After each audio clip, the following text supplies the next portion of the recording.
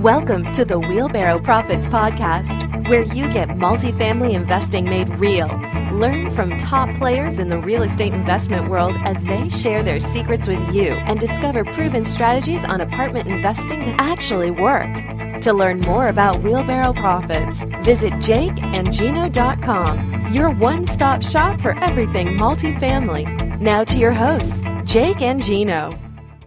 Hello, everybody, and welcome to the Wheelbarrow Profits Podcast. This is your host, Jake Stenziano, alongside my co-host, the multifamily madman, Mr. Gino Barbaro. Gino, how's it going tonight?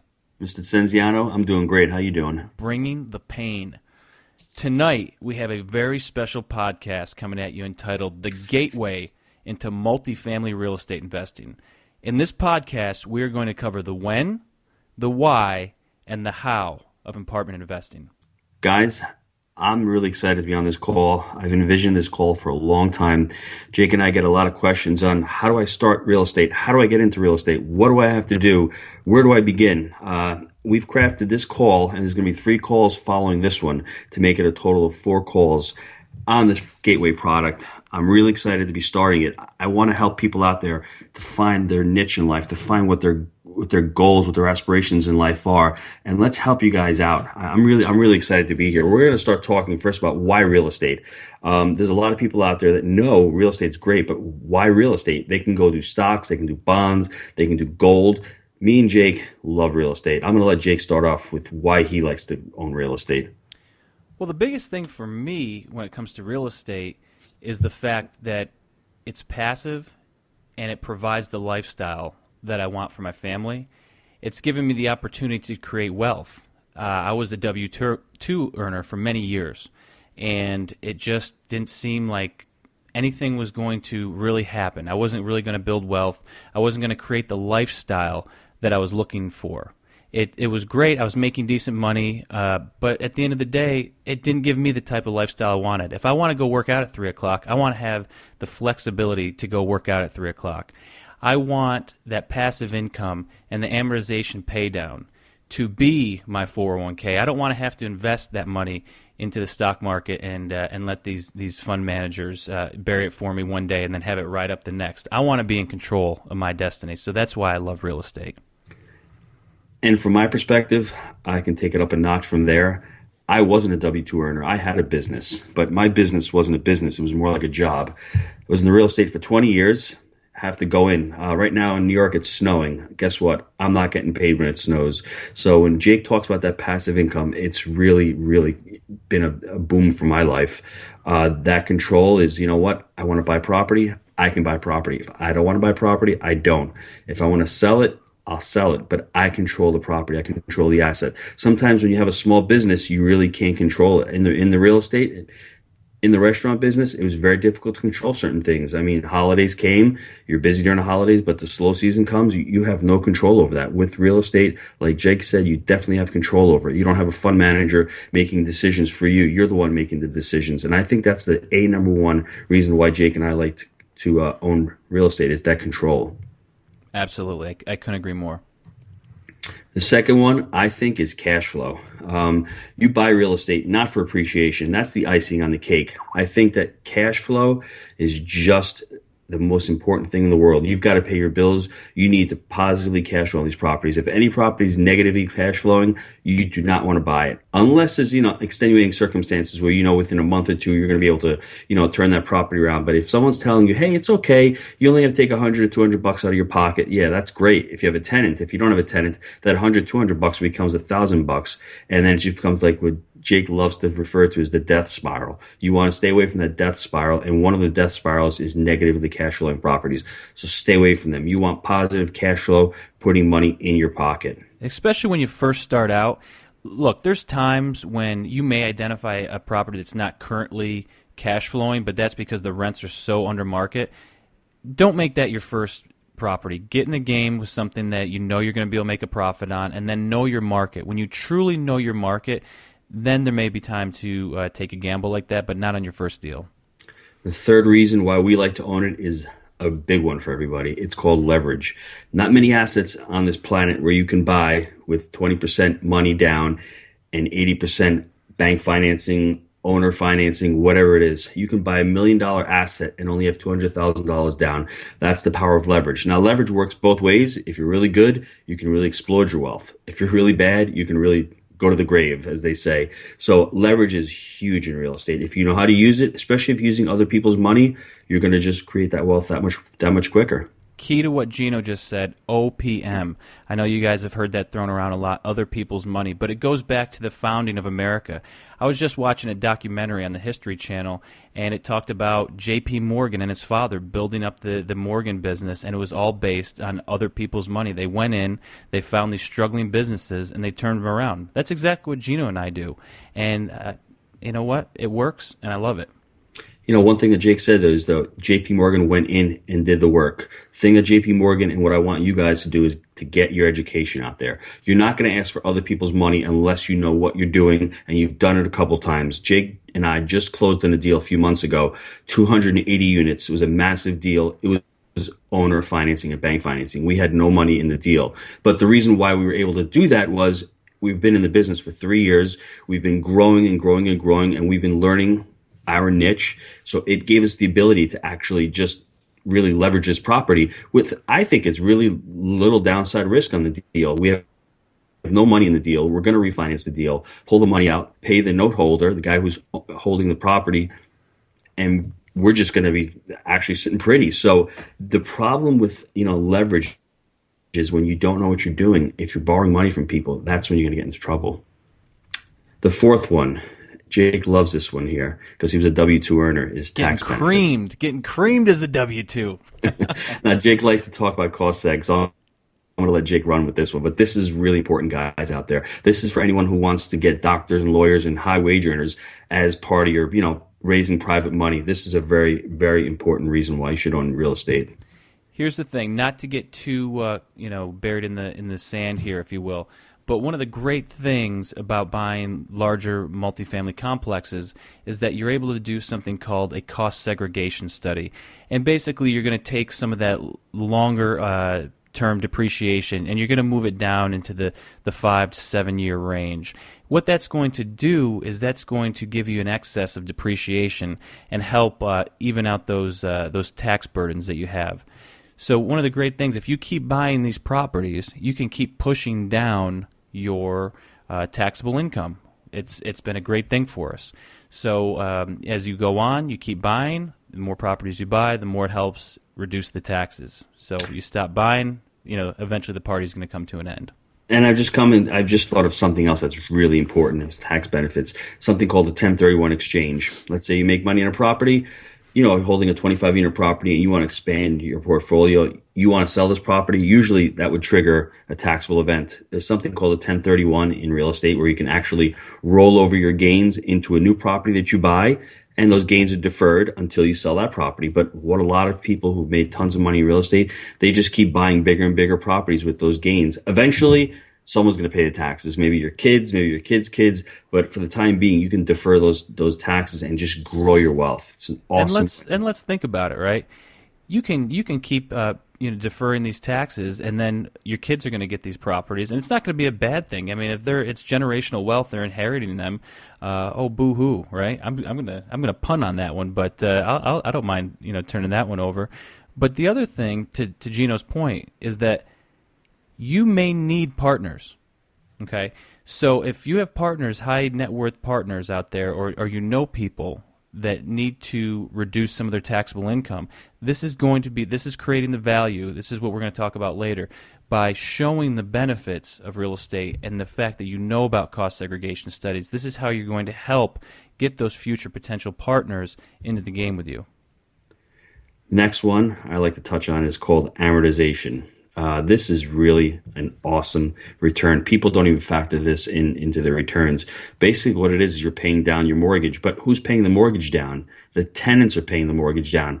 Your mortgage payment is broken up into principal and interest. So every year, part of that mortgage gets paid down, part of the principal gets paid down, and those tenants are paying down that mortgage.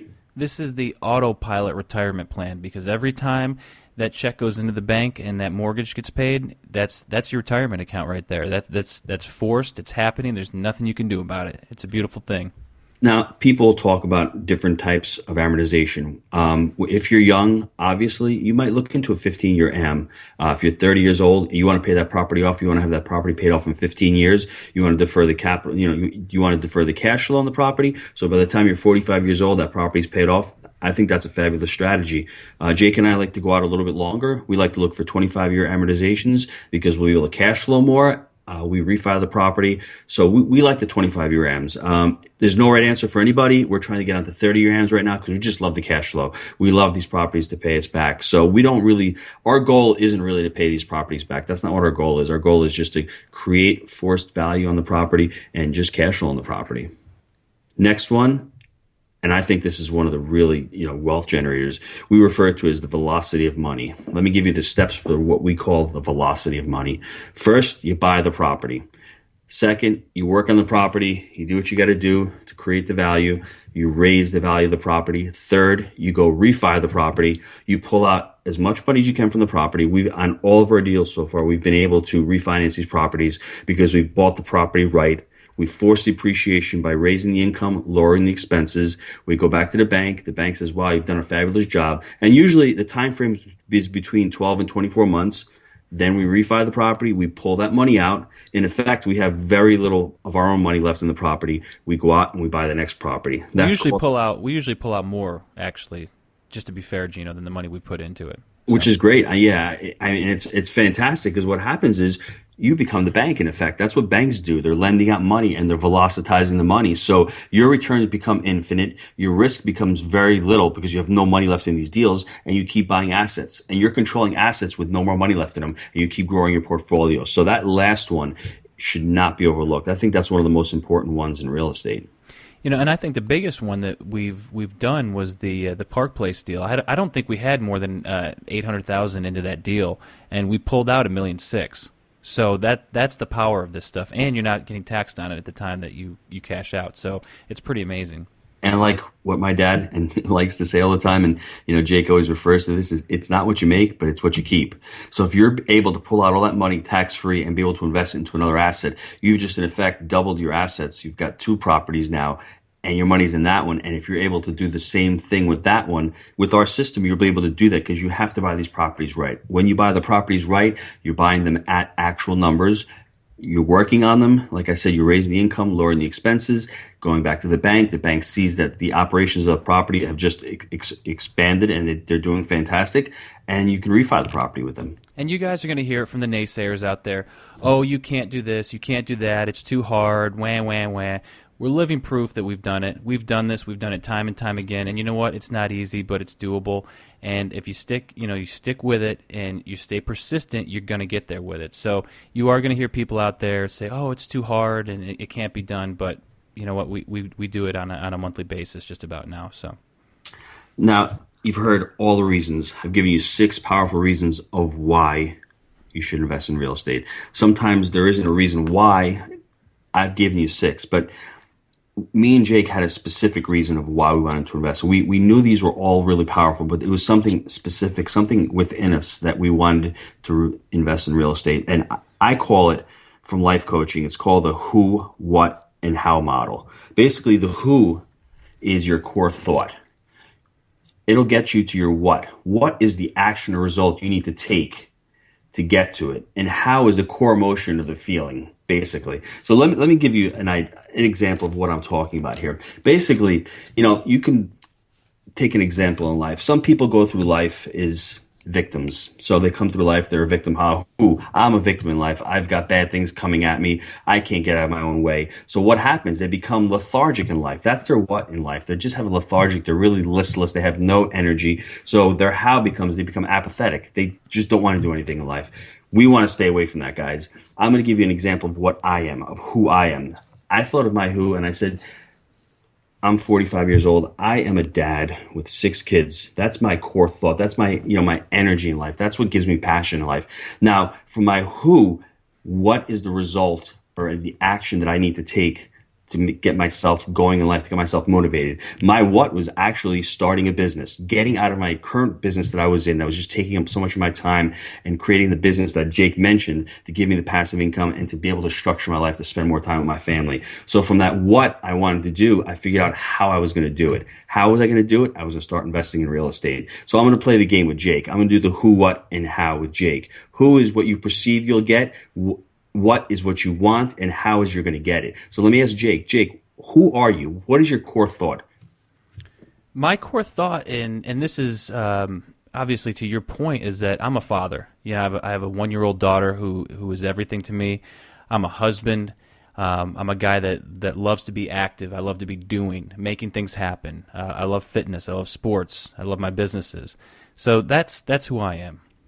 So following from what Jake is, who he is, I want to ask him, what is his actual, what do you want out of life? You know, and this goes back to where we started, is that I want to be able to create the life that I want to live for me and my family, and be the man that I want to be without being at the mercy of the corporate whip. Wow, there's a lot in that power. Bringing the pain tonight. That really is. So you can hear the passion in his tone. When you do this exercise, guys, I really want you to be quiet, be still, sit down by yourself. You know, these who, how, and what are like 3 intersecting circles. They're really all interconnected. When you think about it, you should really become passionate about it, who you are. It's your core inner being. You know, what do you want out of life? A lot of us don't know what we want. If I ask you what you want, I'll guarantee you 85% of people on this call will say, well, I don't want to be fat. No, I didn't ask you what you don't want. You have to know what you do want. And from what Jake just told me, he knows what he wants, and that's why he's hitting the target, right? So now that he knows what he wants, I'm going to ask him, how do you get it, Jake? How would you get it? Well, the way it's worked out for us is it was all started with a goal, right? It was to create passive income and build wealth. And the real trigger for me was when you and I met. It was me taking that move to Tennessee, and it was you opening my eyes to the potential and the value that came with multifamily investing. So that was able to move all the other stuff out of the way and create that life that I wanted for myself. That was the means to get to my goal. So guys, you see how powerful this who, what, and how is? Jake always knew who he was, but he didn't know how he was going to get what he wanted. Now he's blaming me and give me all the credit. I was just really a person that just worked out for Jake. He was going to find it one way or the other. And I think he knew all along that he wanted real estate. And that was his how he was going to do it. So it's a very powerful tool. If you guys really work with this, you'll really learn what you want in life. It might not be real estate. That's the great thing about it. If you might be on this call saying, well, I don't think real estate's for me, that's just as powerful. You just won't waste any time in life. You'll skip it and say, forget about it. I don't want to do real estate. But I think from what we've presented so far, you'll see the power of real estate. You see how passionate we are about it. You see all the potential benefits of it. Use this who, how, and what lesson. Just use it, and I'm sure it'll work for you. It's America, baby. Call me up. I got a million ideas. We'll get you going on something regardless. Now, this topic that I want to talk to you about, while we're talking about getting into real estate, we're going to talk about fear real quick. Jake loves talking about fear, and how it holds you back, or how it held me back, or how it might hold you back listening to on the call. I think that one of the most important things about fear is that it's not discriminatory. We all have fear. And I think the people that really separate themselves from the successful people, that separate themselves from the ones that never attain that level of success, are the ones that learn how to deal with fear, learn how to live with it, get comfortable being uncomfortable, and then finding a way to make it happen. Because there's times in our business where we don't necessarily know what the outcome is going to be. We don't know if we're going to get the deal. We don't know if we're ever going to get a deal. We don't know if we're going to cash flow. There's a lot of unknown. But if you got to be comfortable that you've done your research, you've done your education, and you're going to work your ass off to make it happen. So it's getting comfortable being uncomfortable, dealing with that fear, and not just curling up a ball and giving up. That's one of the biggest things. That's one of the things that's helped me the most, because there's been some pretty big deals that we've been in, and I thought we were going to lose them, and I didn't want to overpay. So there's times where you got to make a decision, and that's when the patience and the persistence and the willingness to walk away comes into play. So Jake says something very powerful. You have to be comfortable in being uncomfortable. One of my mentors told me the quality of your life is directly related to how uncomfortable you can be in life. If you can be a little bit uncomfortable, you're gonna have a little quality of life. If you can deal with a lot of uncomfortableness, like give me an example. We did this huge deal. I was really uncomfortable about the deal because I didn't have as much control as I wanted. I wasn't doing it by myself, but I was really uncomfortable. But fortunately, the deal worked out great, and everything just worked out, and it's wonderful. So I was so uncomfortable in that situation, it actually worked for me. So you're either growing or you're dying, basically. So if you're growing, you're learning, you're stepping out of your comfort zone, then you're growing. If not, you're just dying, you're withering away. So that fear does hold people back. I'll give you a classic example of the 281 unit deal that we did. The seller's counsel, if you will, the seller's attorney was, I felt, trying to block the deal and was being very obstructive to the whole process. And I was in the bank one day, and I got a call, and him and I, we got into it a little bit, and he was actually friends with the broker. There was only one broker on the deal, and I knew him very well, and he was friends with the attorney, and the whole thing kind of got ugly, and it looked like the deal wasn't going to close, and there was actually the night before we were going to close, we were up in the air about what was going to happen, were they going to show up at the table, because there was a few issues we couldn't get ironed out. So I actually drove about an hour to visit with the sellers because I didn't want to let this thing go. And we got all the other people out of the room. We got the brokers out, we got the attorneys out, and it was just me and these two guys. And we sat down, we hashed it out for a few hours. We gave a gentleman's handshake, and the next day they showed up. So I wasn't going to quit. I was super uncomfortable. I could have just stayed at home and not went up there, but I was willing to do whatever it took, and it worked out. We got it done. Let me dovetail right into the limiting beliefs in that with Jake. My limiting belief was that lawyers obstruct all deals. And I think anyone on this call knows that lawyers can be difficult. That's what their job is. Their job is to really, dot the I's and cross the T's. And sometimes they are deal breakers. So you have to work around that. You have to work with your lawyer. You have to trust him. But at the end of the day, it's you who signing the document, not your lawyer. So you have to make sure you're doing the right thing. It is really scary when you're out there, you're doing this for the first time. My only recommendation to you is just start small. Jake and I started with a 25-unit property. It was a great start for us. Some people might think that's really big. Some people might laugh and say that's small. We felt comfortable doing that. It was in our comfort zone. We had enough capital to do it. We had enough capital reserved on the side to do it. And we just started. We pulled the trigger, and we started with our first property.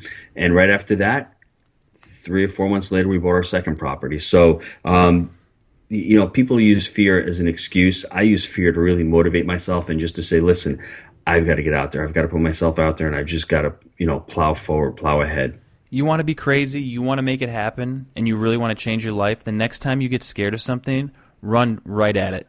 Jump in and run right at it, and I guarantee you're going to find a way to get it worked out. And I just want to touch on this a little bit because this is one of the things that Gino helped me so much when we first started working together, was that he taught me about limiting beliefs. Now, you may sit there and think, I know what a limiting belief is. Well, do you really? Because I didn't. And he used to call me on things. And this is what I want you to do. I want you to monitor yourself. The next time you tell somebody, I can't do that, that's not going to work, I don't think we can do it, any of these types of phrases, stop yourself in your tracks and think about it. Because if you really sit and think about it, you're going to find a way to work it out. You're going to find a way to get it done. So really watch yourself, because it's one of these classic examples of limiting beliefs. When you're having a conversation with somebody, you're thinking to yourself, I can't do it. There's a reason I can't. You got to drop that type of mindset. And that was one of the biggest things, dropping that type of mindset, and that really led to my success. And that's right out of Rich Dad's playbook. It's not, can I afford it? It's not, can you afford it? That's not the question. The question is, how can I afford it? If you ask your questions positively with a positive frame of mind, your subconscious is going to go to working on that thing. How can I afford it? If you say to yourself, I can't afford it, well, then you can't afford it. But if you say, I can afford it, you're damn going to find a way to be able to afford that thing. So it's very powerful, limiting beliefs. I mean, if you limit yourself to saying you can't do it, then obviously if you believe that, you're not going to be able to do it. So it's very powerful how you speak to yourself. Ask yourself how. And you get yourself subconscious mind working on a solution to it. That is such a powerful thing. We've been talking about all this positive energy and all these positive thoughts, but really, how do you guys start? I mean, Jake and I were really fortunate to start out as partners. We're going to touch a little bit about partnerships, and there's a couple other ways how you guys can start with securing capital. But what I wanted to really impress upon you is before you even start thinking about getting into deals and getting into real estate, I want to get your framework, your mental attitude really positive. It's got to be in a positive attitude. This is how you're going to get into real estate or into any business. You really have to be positive about it. Jake and I were fortunate to start as a partnership. We were able to, we have sort of the same, I guess, complementary skill sets, but we have different skill sets and we work really well together. If you're alone, you're afraid, you don't want to go by yourself, find a partner. Go out there. There's so many websites you can go out and take a look. We're right now on Bigger Pockets. They've got so many people on that website that, exchange ideas, exchange deals. You're looking for somebody to, lend money to. It's a great place to go. I would definitely recommend partnerships. Just make sure when you choose a partner, you have the same mentality. Jake and I did not want to fix and flip. We wanted to buy and hold. We wanted to generate passive income and create wealth. And we did that from day one. And don't be afraid to network, guys. I've been in sales my entire life, and Gino has not, and he's networking the crap out of the internet right now. He's out there making relationships, forging relationships. I would swear he was the one that had 10 years of sales experience. The bottom line is don't be afraid. Jump in with both feet. Go meet some people, and you will strike something up. And it's funny that Jake says that. That is not my comfort zone. I really dislike the internet. I dislike Facebook. I don't like using LinkedIn. I mean, Jake and I joke about that all the time. We are really mental midgets when it comes to using the internet. We just figured out Skype a few months ago, but you know what? We had to do that to get into business, or else we wouldn't have been able to do it. So we stepped out of our comfort zone and we started doing it. Now we're doing Facebook 3 times a day. We're on LinkedIn all the time. You've got to do that. You have to be able to network in this business. And it's, it gets to be a lot of fun, because if you like it and you like the real estate and you like talking about it, you'll see that when you wake up in the morning, you're like, damn, I can't wait to get on the phone with this guy. I can't wait to talk to him about real estate. That's when you know you found your calling. The second one, I think really where people should look into is pension plans. I mean, I'll let Jake talk about this because this is where he started out. Some people might think we're crazy doing it. There's something called a self-directed IRA where you can just actually direct your money into this account and you can invest in real estate. Boy, what Jake did, I thought took a lot of courage. A lot of people wouldn't do it, but I think what he did was great. Yeah, in layman's terms, I zapped the crap out of that thing, right? But in all seriousness, yeah, I borrowed against my 401k a couple times. I think 2 or 3. I don't know if there was a maximum, but I definitely borrowed against it twice when we started out. And then just recently, I had it in some fixed income, and it was doing pretty well. And then because of the cost segregation that we talked about before, I actually pulled all that money out. And because of the real estate, it's going to actually help with some of those taxes that I was going to have to pay. So you may say, well, I can't do that with my 401k. I can't borrow against it. Well, I'll tell you what, it's working pretty well for me right now, and it's going to enable me to get into a 156 unit deal next month. So you got to just ask the question, find out the ways to do it. It would not have been the right time for me to zap it right in the beginning. But after I learned more about the cost segregation and some of these tax benefits, it's the best time for me to do it because I don't know how I'm going to make more money in the stock market than I can with that money in real estate. So, and guys, that's the powerful thing. You need to have a team. Jake has a great accountant. We have great team members. So when we make this kind of decision, we go to them and we ask them, should we do this? Should we do that? Ultimately, it falls upon us. And I think it's a great strategy only because Jake's a young guy. He's not going to be able to touch that 401k for another 20 years plus. It grows tax deferred. But basically, your hope to earn 6 to 8% on that thing. And will you? I mean, Mark is down 10% this year, so he has no control in it. It is tax deferred, but when he gets to be in his 50s and 60s, he's going to be at a higher tax bracket. So he's going to be getting taxed at a higher tax bracket when he gets it, when he's 60 years old. Who knows what taxes are going to be on these things in 40 years from now? Yep. Right. I mean, if you don't want to go that route, just look into a self-directed IRA.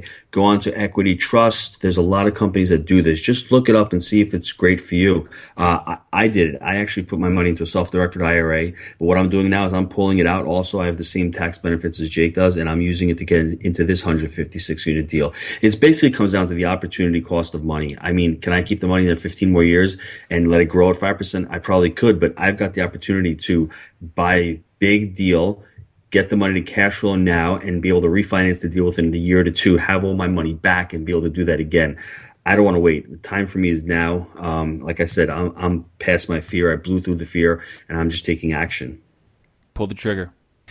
Another great way to get in the game is owner financing, and this was one of the biggest things that the brokers, when Gino and I started out, told us we were nuts for trying. You can't do it. They were living with self-limiting beliefs, and thankfully, Gino was there with me, telling you, no, we can do this. It can be done. And guess what? On our first deal, we got 10% owner financing on the down payment, so we only had to come up with 10%. So that was our first owner finance deal, and as Gino alluded to a minute ago, we got owner financing on a 281 unit deal. So if you can do it on the small ones, you can do it on the big ones. You just got to be able to create the situation for that to happen.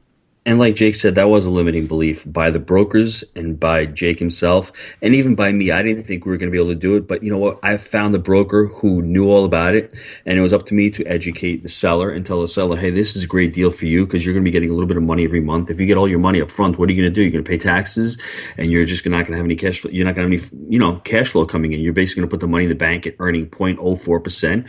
We'll give you 5% on your money. So to them it was great. And to us, it was really good because we only had to come up with 10% of the money, which was, our first deal was awesome. We partnered, so we used a partnership, and we used that owner financing on our first deal. We got into our first deal, and that first deal is really important, guys, because it creates the momentum. What happened is we were in the game. We started. We were so excited. I'll never forget it.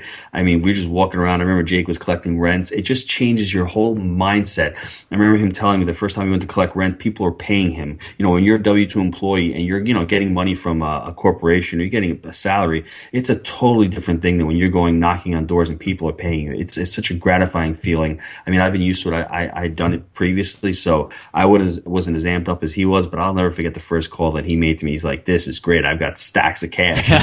It was we exciting, don't take cash anymore, but that was the deal that we were in at that time, and it was a challenging one. But no, I came home and I put the money down on the dresser and I laid it out. I felt like I was like Pablo Escobar or something. I felt like really it was sweet. But right, the momentum that created, oh my God, it was amazing. And the juice that gives you. That's why if you're going to get into this real estate, just jump right in. All of a sudden, you start seeing, you're making $300-400 a month on a property. You're like, wow, this is awesome. Put a couple more zeros next to that, and all of a sudden, you are off to the races. So, now's the time. You have to jump into a deal, get into a deal, and start cash flowing, because then you're going to see everything's going to change, because it's going to give you the momentum.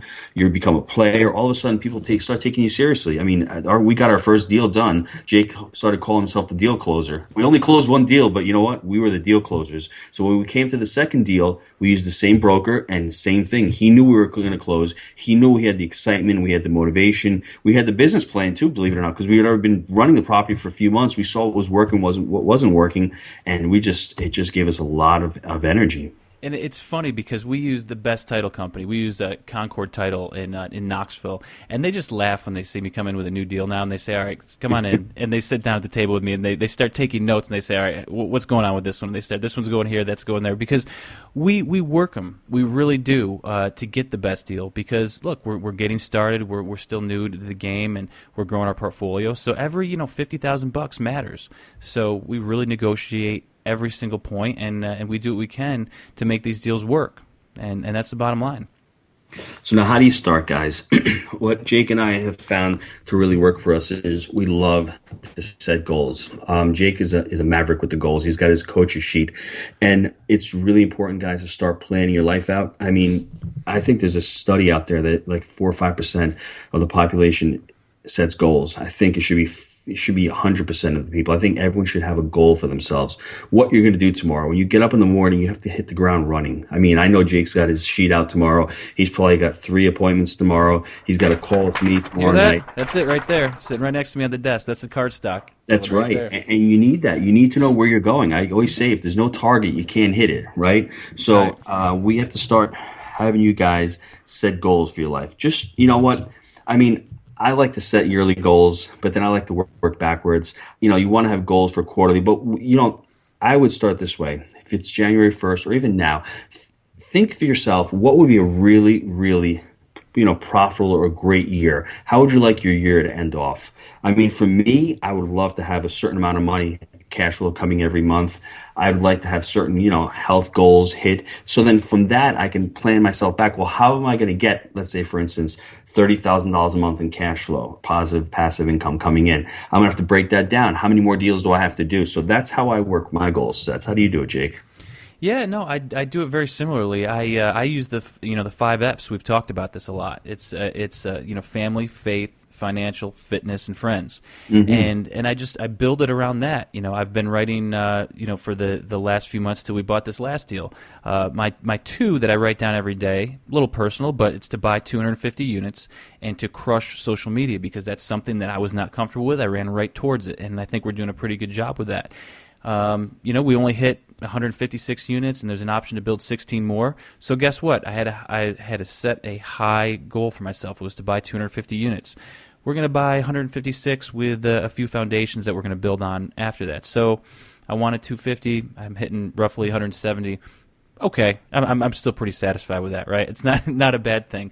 So you guys out there that want and know you want to create, and it started with this for Gino and I. It was to create passive income and build wealth.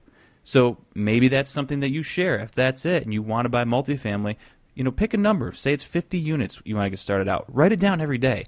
It's going to take over at a certain point, and you're going to make it happen. And what's important, what Jake just said there is write it down. You need to see it for you. What I do is I write down 10 goals that I want to hit.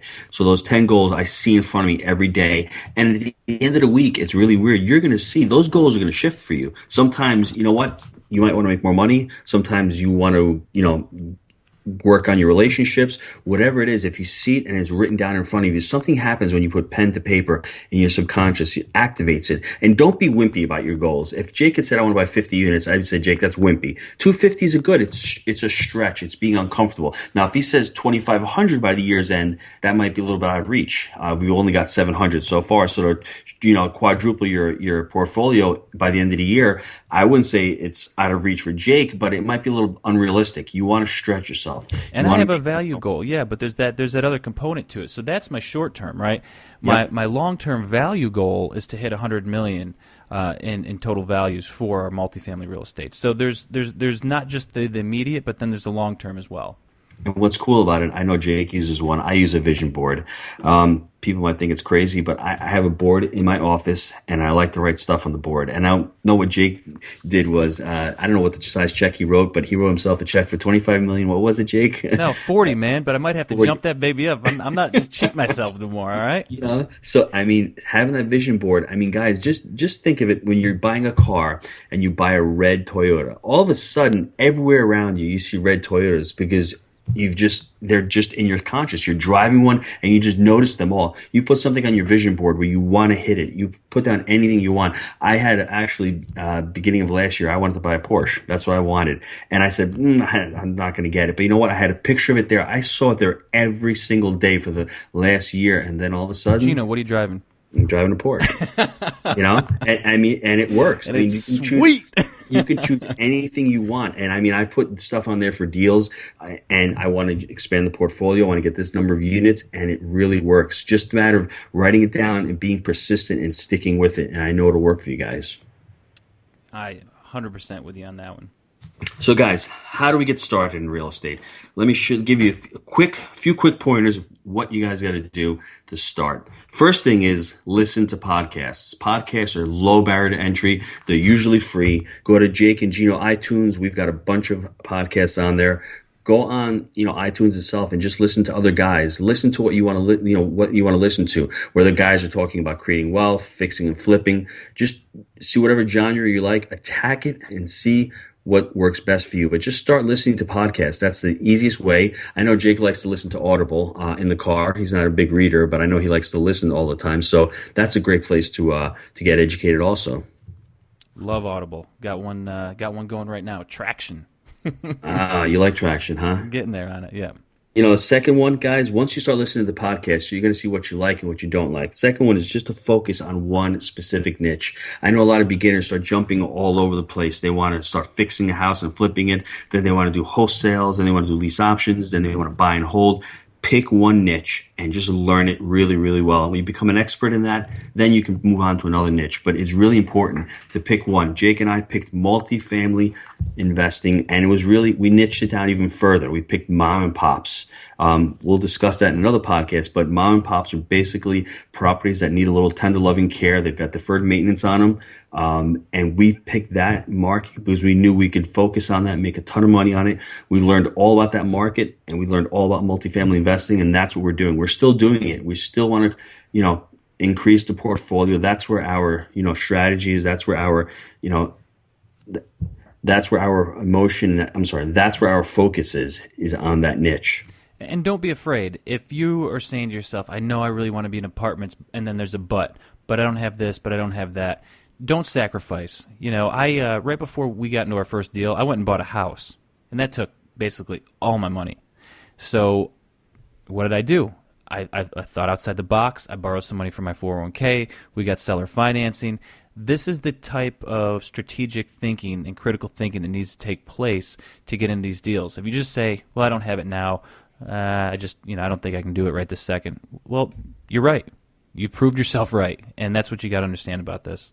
And let me give you a little tip. I mean, if you do ultimately want to buy, multifamilies and you don't have the money, then listen, fixing and flipping is great. I mean, we personally don't like it because, you get taxed heavier.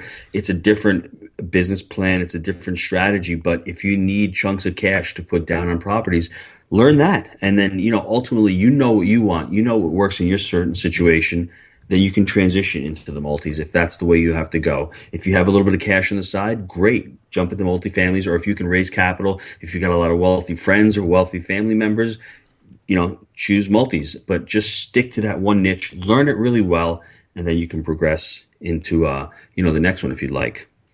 The next one, guys, I want you to start to build a team. Jake will talk about teams. He loves to talk about team building. But, I mean, the team is only as strong as your weakest link. Team is so important. It was so hard in the beginning, and that's part of the reason I'm reading this traction book about systems and whatnot, because it's been something I've really been focusing on over the last year. In the beginning, when you don't know anyone and you don't have a team, ask your broker, ask everybody who they're using, because the quicker you get up and running, the quicker you have a resource for everything that you need, it's going to make your life so much easier. And I say this on a lot of the podcasts, but when these people are not working for you at 100%, get rid of them. There's somebody else out there. It's time to move on. But our team is tremendous. We have some great folks. I could even tell you how many team members we have, but we have somebody for just about everything. And for the most part, they're all rock stars. And if they're not, we're going to find somebody who is. So building a team is a challenge in the beginning. Put the time in, work really hard at it, because it's going to make your life so much easier down the road. So when you're ready to do your second deal, you're ready to do your third deal. Guess what? You know the title company. You probably know the broker pretty well at that point. You have an attorney. You have a banker. Everybody's going to be there. You got the inspector, and you got the guy that's going to do your rehabs for you. You got your team in place. Trust me, work that hard in the beginning. It's going to make your life so much easier. And in the beginning, it is difficult because you guys might not know a lot of stuff, and that's part of the reason why when we started, we were the AMA, as Jake likes to refer to. I'm gonna do this, I'm gonna do that, and you know what? In the beginning, maybe that's a good idea because you really want to learn how to manage the property. You really want to learn how to do the books, because when you've got a team member, you want to know that they're doing it properly. But once you start ramping up and you start expanding your business, there's going to be that critical mass where you can't start doing everything, and you're gonna have to start finding team members. You just know it. You just feel that it's going to have to happen. So when that time comes, just get ready and start building that team. We started building at the very beginning. We were fortunate that I was already in business for 20 years before I started doing the real estate full time. So I already had my accountant. I already had a lawyer. I already had a bookkeeper. So we just used those team members up here. And as we started growing, we just transitioned to the team members down in Tennessee where Jake is. And it's been a real boom for us. Yep, got to systematize it at some point. Next one is to write a plan, guys. Write down your business plan. I would even go as far as to say is write down a mission statement for yourself, for your life, and for your real estate business.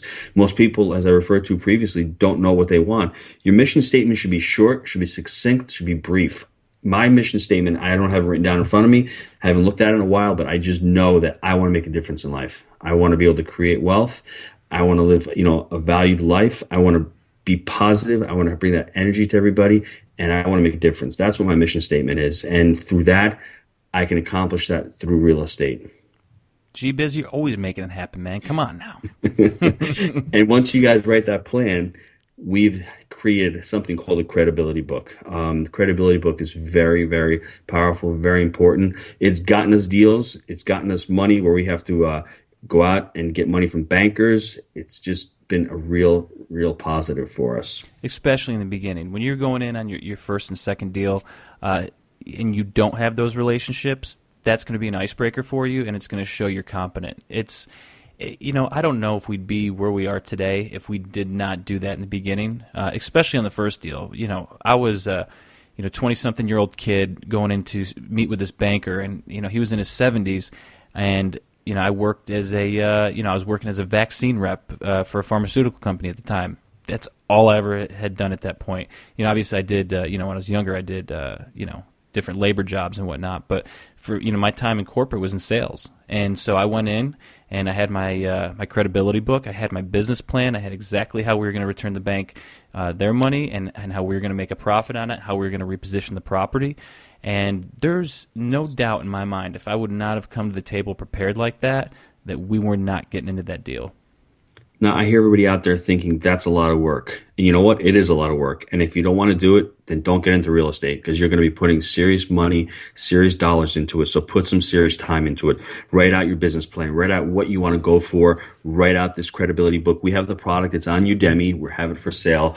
It's an awesome product, low barrier product. I think you guys get a lot of value from it, but it just gives you, it's almost like writing your goals down, right? It's writing down your path and how you're going to make money in real estate. Look, and it's not hard in terms of you don't got to be. It's not rocket science work, okay? You don't got to be a genius to make one of these books. But guess what? If you're not willing to put in the time and the work, it's not going to work out for you. So it's probably not for you. We're not trying to sugarcoat this. It takes dedication. It takes work. But you don't have to be a genius. There's a lot of people out there that own a lot of apartments that are not that smart, and they've done really well for themselves. You're listening to the two of them right now. Boom. So let me recap this real quick. 4 ways how to get started. 1, listen to podcasts. Get out there, educate yourself. 2, focus on one specific niche in real estate. 3, build an A-star team. And 4, write out your business plan. And if you want to, write out that credibility book. Guys, I'm going to give you a few ways on how to get into real estate. I think Jake exemplifies the first one. Everyone says, oh, I don't know how to get into it. Where should I start? Well, basically, Jake started managing. If you are out of college, just looking for a job, or you want to supplement your income, you're in construction, you have some spare time, go and see if you can manage properties. I mean, go and find a 3-family, see if somebody needs some help managing properties. Charge them a management fee. Low barrier of entry to get into it. It doesn't cost you anything to do it. It's going to cost you time.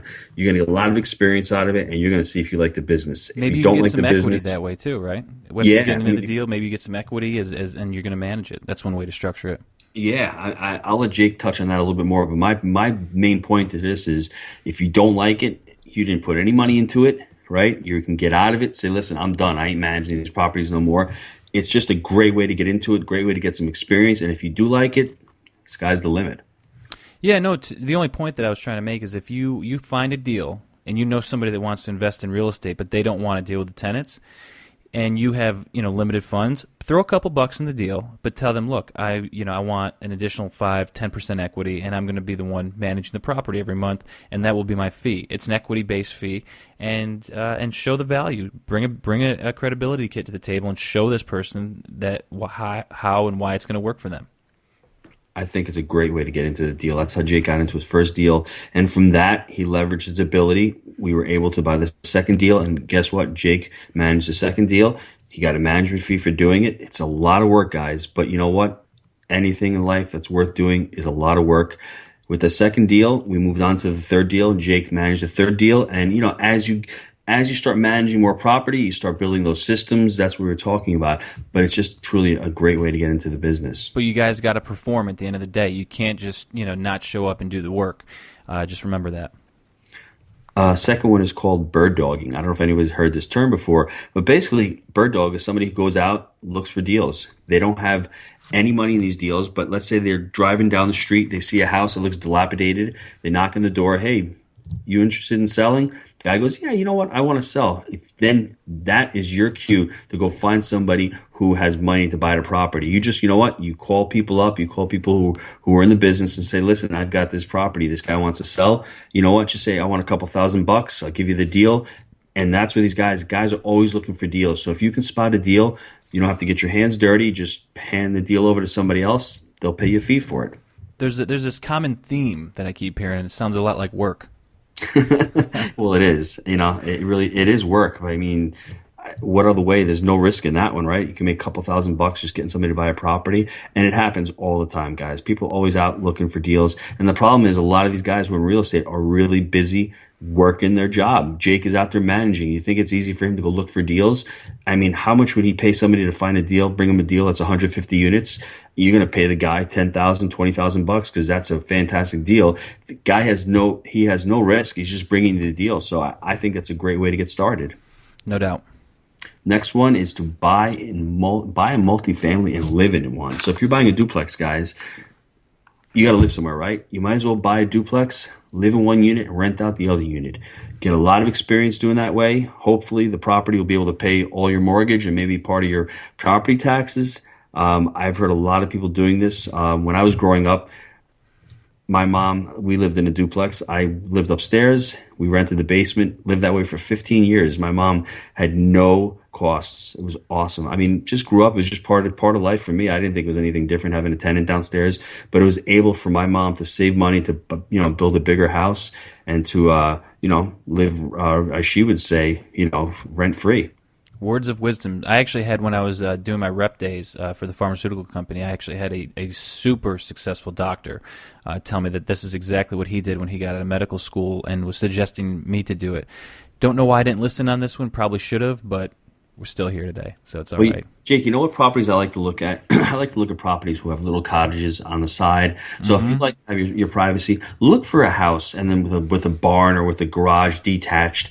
That is one of the best ways to to have your cake and eat it because you have your privacy, but at the same time you can have a little rental on the side. I mean, it really works really well, especially where I live. I mean, that property will help you pay for your taxes. That's a great way to get into real estate. And you know what? You start dealing with tenants, and then all of a sudden you'll see if you like the business. Well, I hate collecting rent. I hate dealing with these people. Then you know what? Real estate ain't for you, and you've saved a lot of money doing that. Better than your mother-in-law living in the shack out back, right? and this guy's paying you, so I think it's a good deal. Next one is you can work with a realtor. I mean, it's a low barrier of entry. If you work with a real estate agent and you drive around with him, you do menial jobs with them, I think that's a great way to get started. You'll see the business from the inside. It's probably going to be a low-paying job because most realtors work on commission. But, I mean, if you're young and you're hungry, what a great way to get started. Yeah, that sounds good. Next one is get your license. I've got my real estate license, never sold a house, never used my license, but the fact that I was there, listening to all the lectures, talking about fair housing and talking about, the responsibilities of an agent, buyer, seller, I was just great for me to get that knowledge. Once you get your license, hey, listen, you can start buying and selling properties. You can use your license. You can make commissions. That wasn't the ultimate goal for me. I didn't want to become an agent because of the commissions, because I wanted to become an investor. But at the same time, you start networking with other brokers. You have your license. You can get on MLS. There's a lot of really good benefits to getting a license. You're just a lifetime learner. You just wanted the education. Next one that me and Jake's, we sort of shy away from these last two. But I know a lot of people get into them if they have no money. It's either wholesaling or using lease options. Wholesaling is basically buying a property, almost like a bird dog, finding the deal, then bringing it over to somebody who can buy the deal. So you're acting as a go-between. You're not really buying the property at all. You're not even taking title to it. You're finding the deal, then just flipping it to somebody who can buy it, and that spread is where you're making your money. And lease option is another way to buy a property where you're not really buying it. You're actually leasing it and just, renting it out to someone who's potentially going to buy it down the road. Look into those two options. I know a lot of young people are trying to get into real estate using those two strategies. We've never used them before. Wasn't that the one that Joe Fairless did on that one podcast with him? We were talking. Yes. Yeah. So you can do it in multifamily too. It's not something we've done, but yes, there's possibilities out there. Master lease option. Yeah. It can get really tricky, but that's definitely an option for you guys out there. Gino, great information tonight. And to the folks out there, we hope you've enjoyed this special edition of the Wheelbarrow Profits podcast. Check us out next time when we take a deep dive into picking your niche. We trust that you enjoy the Wheelbarrow Profits podcast. Visit jakeandgino.com, your one-stop shop for everything multifamily. See you next time when Jake and Gino share more of their investing secrets with you.